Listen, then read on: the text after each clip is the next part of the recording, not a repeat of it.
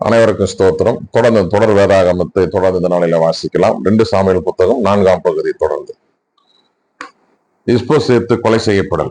Abner எபிரோனில் இருந்ததை கேட்டதும் சவுலின் மகன் இஸ்போசேத்து நிலை குலைந்தான். அனைத்து இஸ்ரவேலும் கலங்கியது. சவுலின் மகனிடம் 2 படைத்தலைவர்கள் இருந்தனர். ஒருவன் பெயர் பானா, மற்றவன் பெயர் ரேகாபு. பென்யமின் குலத்தை சார்ந்த பெயரோத்தில் வாழும் ரிம்னோன் என்பவனின் புதல்வர்கள் இவர்கள். பெயரோத்தும் பென்யமினியரை சார்ந்ததாகவே கருதப்பட்டது.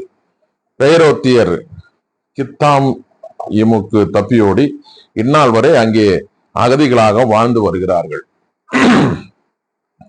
சவுலின் மகன் யோனத்தானுக்கு மெபிபோசேத் என்ற மகன் ஒருவன் இருந்தான். இஸ்ரேலில் இருந்து சவுல் யோனத்தான் ஆகியோரை பற்றிய செய்தி வந்தபொழுது அவனுக்கு வயது 5. அவனுடைய செவிலி தாய் அவனை தூக்கி கொண்டு தப்பி ஓடுகையில் விரைந்து சென்றதால் அவன் கீழே விழுந்து கால் முடமானான்.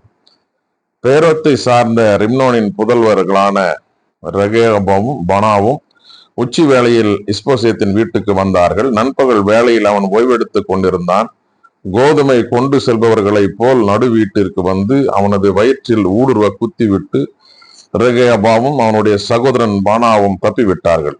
இவ்வாறு அவர்கள் வீட்டினுள் நுழைந்து தன் படுக்கை அறையில் கட்டிலில் படுத்திருந்த போது அவனை ஊடுருவ குத்தி கொன்று தலையை வெட்டினார்கள். அத்தலையை எடுத்துக்கொண்டு இரவு முழுவதும் அராபா வழியாக பயணம் செய்தார்கள். இஸ்போசேத்தின் தலையை எபிரோனில் இருந்த தாவீதிடம் கொண்டு வந்தார்கள். உமது உயிரை பறிக்க தேடியவும் எதிரி சவுலின் மகன் இஸ்போசேத்தின் தலை இதோ, ஆண்டவர் எம் தலைவராம் அரசர் சார்பாக சவுலையும் அவனுடைய வாரிசையும் பழி வாங்கிவிட்டார் என்று அவர்கள் கூறினார்கள். பேரோத்தை சார்ந்த ரிம்னோனின் புதல்வர்களான ரகாபையும் அவனுடைய சகோதரன் பானாவையும் நோக்கி தாவீது இவ்வாறு கூறினார்: அனைத்து துயரங்களின்றும் என்னை விடுவித்த வாழும் ஆண்டவர் பெயரால் ஆணையிட்டு சொல்கிறேன், இதோ சவுல் இறந்து விட்டான் என்று எனக்கு சொல்ல வந்தவன் தான் நற்செய்தி கொண்டு வந்ததாகவே நினைத்தான். நானும் அவனை பிடித்து சிக்லாவில் கொன்றேன். அவனுக்கு அவன் வெகுமதியாக தந்தது அதுவே. இப்பொழுது குற்றமற்றவனை தீயவர்கள் அவன் வீட்டிலே அவனது படுக்கையிலே கொன்று விட்டார்கள். அவனது இரத்தத்தை சிந்திய பழிக்கு ஈடாக உங்களை நான் உலகினின்றே அழித்து விட மாட்டேனா? தாவீது ஆணையிட அவர் தம் பணியாளர் அவர்களை கொண்டனர். கைகளையும் கால்களையும் வெட்டிய பின் அவர்களை எபிரோன் குளத்தருகே தொங்க விட்டனர். இஸ்போசேத்தின் தலையை எடுத்து எபிரோனின் அப்னேரில் கல்லறைக்கு அருகே புதைத்தனர். 5ஆம் பகுதியை தொடர்ந்து வாசிக்கலாம். தாவீது யூதா இஸ்ரேலின் அரசராதல். இஸ்ரேலின் அனைத்து குலங்களும் எபிரோனுக்கு வந்து தாவீதிடம் கூறியது: நாங்கள் எலும்பும் சதையுமானவர்கள். சவுல் எங்கள் மீது ஆட்சி செய்த காலகட்டத்திலும் கூட நீரே இஸ்ரேலை நடத்தி சென்றவர். நீயே என் மக்கள் இஸ்ரேலின் ஆயனாக இருப்பாய். நீயே இஸ்ரேலுக்கு தலைமை தாங்குவாய் என்று உமக்கே ஆண்டவர் கூறினார். இஸ்ரேலின் பெரியோர்கள் எல்லோரும் அரசை காண எபிரோனுக்கு வந்தனர். அரசர் தாவீது எபிரோனில் ஆண்டவர் திருமுன்னவர்களோடு உடன்படிக்கை செய்து கொண்டார். இஸ்ரேலின் அரசராக அவர்கள் தாவீதை திருப்பொழிவு செய்தனர். 30 வயதில் அரசரான தாவீது 40 ஆண்டுகள் ஆட்சி புரிந்தார். எபிரோனில் தங்கி யூதாவை 7 ஆண்டுகள் 6 மாதங்களும், பிறகு எருசலேமில் தங்கிய அனைத்து இஸ்ரேல் யூதாவை 33 ஆண்டுகளும் அவர் ஆட்சி புரிந்தார். அரசரும் அவருடைய ஆள்களும் அம்மண்ணின் மைந்தர் எபூசியருக்கு எதிராக எருசலேம் சென்றபோது அவர்கள் தாவீதை நோக்கி, நீர் இங்கே வர முடியாது. பார்வையற்றவரும் முடவரும் கூட உம்மை அப்புறப்படுத்தி விடுவார்கள். அதாவது இங்கே தாவீது வர முடியாது என்றனர். இருப்பினும் தாவீது சீயோன் கோட்டையை கைப்பற்றினார். அதுவே தாவீதின் நகர்.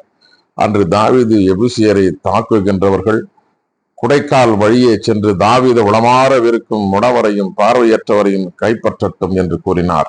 ஆகவே பார்வையற்றவரும் முடவரும் கோவிலினுள் நுழையலாகாது என்று கூறப்பட்டது.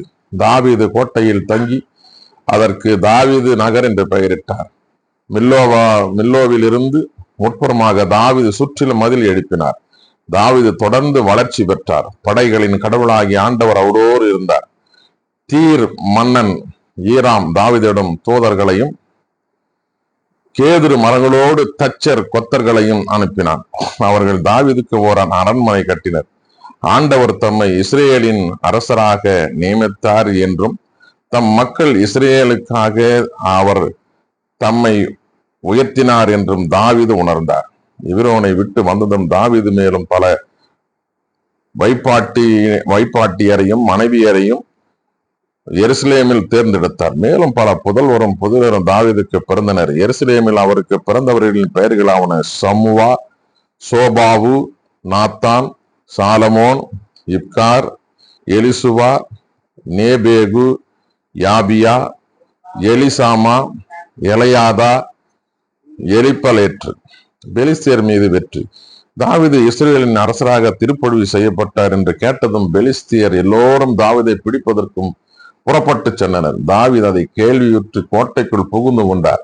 பெலிஸ்தியர் வந்து ராபாயும் பள்ளத்தாக்கில் பரவினர். பெலிஸ்தியருக்கு எதிராக நான் செல்லட்டுமா, நீர் அவர்களின் கையில் ஒப்புவிப்பீரா என்று தாவீது ஆண்டவரிடம் கேட்டார். செல், உறுதியாக நான் பெலிஸ்தியரின் கையில் ஒப்புவிப்பேன் என்று ஆண்டவர் தாவீதிடம் கூறினார்.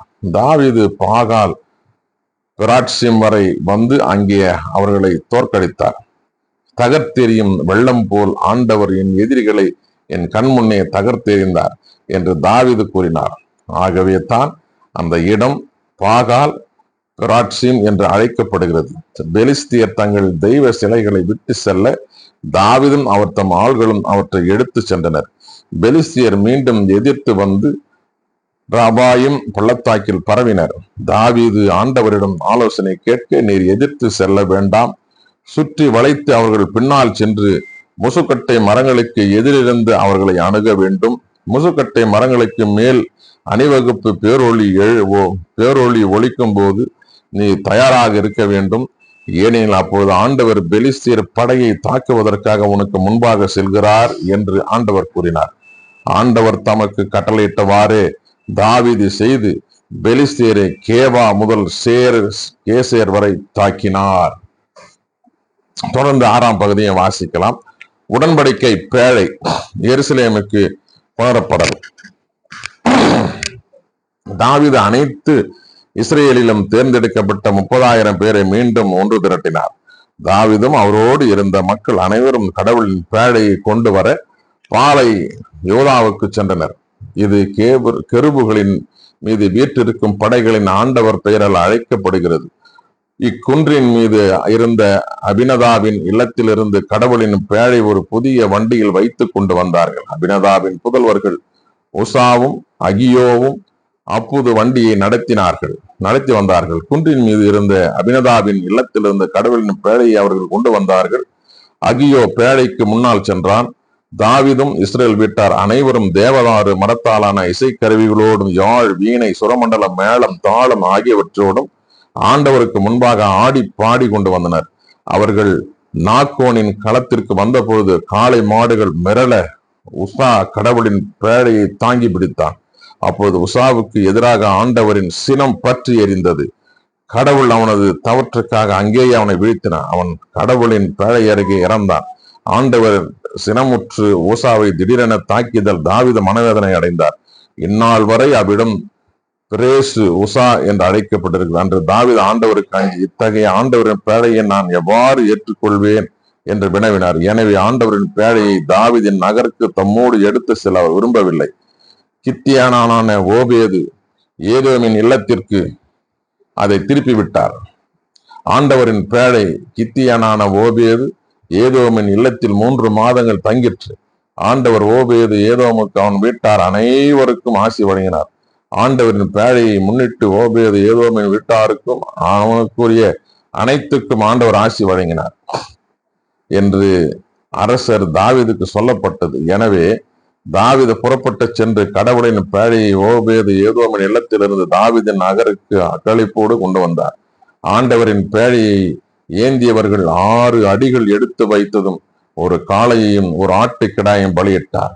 நார்பட்டால் நெய்யப்பட்ட ஏபோதை அணிந்து கொண்டு தாவீது தம் முழு வலிமையோடு ஆண்டவர் முன்பாக நடனமாடி கொண்டிருந்தார். தாவீதும் இஸ்ரேல் வீட்டார் அனைவரும் ஆரவாரத்தோடும் எக்கால முழக்கத்தோடும் ஆண்டவரின் பேழையை கொண்டு வந்தார்கள்.